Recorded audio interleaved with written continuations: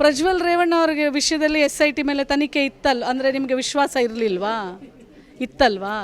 ಹಾಗೆ ನಮ್ಮ ಪೊಲೀಸ್ ಮೇಲೆ, ನಮ್ಮ ಕಾನೂನು ಮೇಲೆ ವಿಶ್ವಾಸ ನಾವೆಲ್ಲರೂ ಇಡಬೇಕಾಗತ್ತಪ್ಪ. ಸೊ ಖಂಡಿತವಾಗ್ಲೂ ನನಗೆ ವಿಶ್ವಾಸ ಇದೆ. ತನಿಖೆ ಆಗ್ತಾ ಇದೆ, ನಿಷ್ಪಕ್ಷಪಾತವಾಗಿ ತನಿಖೆ ಆಗುತ್ತೆ.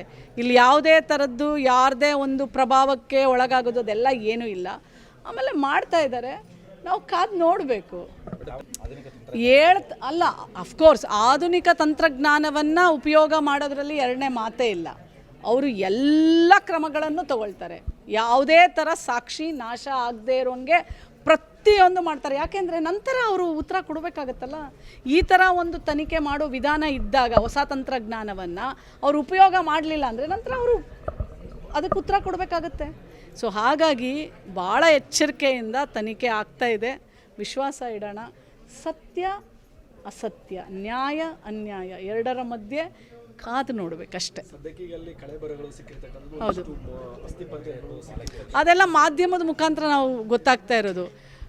ಆ್ಯಕ್ಚುಯಲ್ ಆಗಿ ಅಲ್ಲಿ ಏನಾಗ್ತಾ ಇದೆ ಅದು ಅವರಿಗಷ್ಟೇ ಗೊತ್ತಿರುತ್ತೆ. ಸೊ ಗೊತ್ತಿಲ್ಲದೆ ಅದ್ರ ಬಗ್ಗೆ ಕಮೆಂಟ್ ಮಾಡಬಾರ್ದು. ಪ್ರಜ್ವಲ್ ರೇವಣ್ಣ ಅವರಿಗೆ ವಿಷಯದಲ್ಲಿ SIT ಮೇಲೆ ತನಿಖೆ ಇತ್ತಲ್ಲ, ಅಂದರೆ ನಿಮಗೆ ವಿಶ್ವಾಸ ಇರಲಿಲ್ವಾ? ಇತ್ತಲ್ವಾ? ಹಾಗೆ ನಮ್ಮ ಪೊಲೀಸ್ ಮೇಲೆ, ನಮ್ಮ ಕಾನೂನು ಮೇಲೆ ವಿಶ್ವಾಸ ನಾವೆಲ್ಲರೂ ಇಡಬೇಕಾಗತ್ತಪ್ಪ. ಸೊ ಖಂಡಿತವಾಗ್ಲೂ ನನಗೆ ವಿಶ್ವಾಸ ಇದೆ. ತನಿಖೆ ಆಗ್ತಾ ಇದೆ, ನಿಷ್ಪಕ್ಷಪಾತವಾಗಿ ತನಿಖೆ ಆಗುತ್ತೆ. ಇಲ್ಲಿ ಯಾವುದೇ ಥರದ್ದು ಯಾರದೇ ಒಂದು ಪ್ರಭಾವಕ್ಕೆ ಒಳಗಾಗೋದು ಅದೆಲ್ಲ ಏನೂ ಇಲ್ಲ. ಆಮೇಲೆ ಮಾಡ್ತಾ ಇದ್ದಾರೆ, ನಾವು ಕಾದು ನೋಡಬೇಕು. ಅಲ್ಲ, ಅಫ್ಕೋರ್ಸ್ ಆಧುನಿಕ ತಂತ್ರಜ್ಞಾನವನ್ನು ಉಪಯೋಗ ಮಾಡೋದ್ರಲ್ಲಿ ಎರಡನೇ ಮಾತೇ ಇಲ್ಲ. ಅವರು ಎಲ್ಲ ಕ್ರಮಗಳನ್ನು ತಗೊಳ್ತಾರೆ. ಯಾವುದೇ ಥರ ಸಾಕ್ಷಿ ನಾಶ ಆಗದೇ ಇರೋಂಗೆ ಪ್ರತಿಯೊಂದು ಮಾಡ್ತಾರೆ. ಯಾಕೆಂದರೆ ನಂತರ ಅವರು ಉತ್ತರ ಕೊಡಬೇಕಾಗತ್ತಲ್ಲ.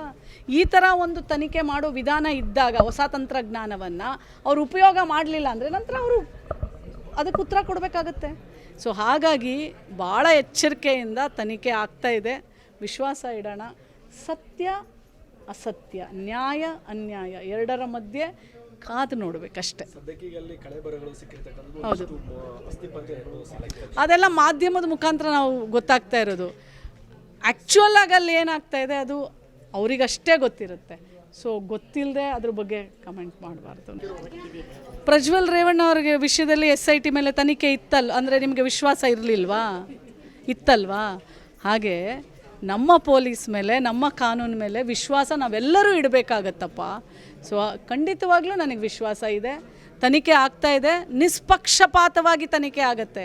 ಇಲ್ಲಿ ಯಾವುದೇ ಥರದ್ದು ಯಾರದೇ ಒಂದು ಪ್ರಭಾವಕ್ಕೆ ಒಳಗಾಗೋದು ಅದೆಲ್ಲ ಏನೂ ಇಲ್ಲ. ಆಮೇಲೆ ಮಾಡ್ತಾ ಇದ್ದಾರೆ, ನಾವು ಕಾದು ನೋಡಬೇಕು. ಅಲ್ಲ, ಅಫ್ಕೋರ್ಸ್ ಆಧುನಿಕ ತಂತ್ರಜ್ಞಾನವನ್ನು ಉಪಯೋಗ ಮಾಡೋದ್ರಲ್ಲಿ ಎರಡನೇ ಮಾತೇ ಇಲ್ಲ. ಅವರು ಎಲ್ಲ ಕ್ರಮಗಳನ್ನು ತಗೊಳ್ತಾರೆ. ಯಾವುದೇ ಥರ ಸಾಕ್ಷಿ ನಾಶ ಆಗದೇ ಇರೋಂಗೆ ಪ್ರತಿಯೊಂದು ಮಾಡ್ತಾರೆ. ಯಾಕೆಂದರೆ ನಂತರ ಅವರು ಉತ್ತರ ಕೊಡಬೇಕಾಗತ್ತಲ್ಲ. ಈ ಥರ ಒಂದು ತನಿಖೆ ಮಾಡೋ ವಿಧಾನ ಇದ್ದಾಗ ಹೊಸ ತಂತ್ರಜ್ಞಾನವನ್ನು ಅವರು ಉಪಯೋಗ ಮಾಡಲಿಲ್ಲ ಅಂದರೆ ನಂತರ ಅವರು ಅದಕ್ಕೆ ಉತ್ತರ ಕೊಡಬೇಕಾಗತ್ತೆ. ಸೊ ಹಾಗಾಗಿ ಭಾಳ ಎಚ್ಚರಿಕೆಯಿಂದ ತನಿಖೆ ಆಗ್ತಾ ಇದೆ. ವಿಶ್ವಾಸ ಇಡೋಣ.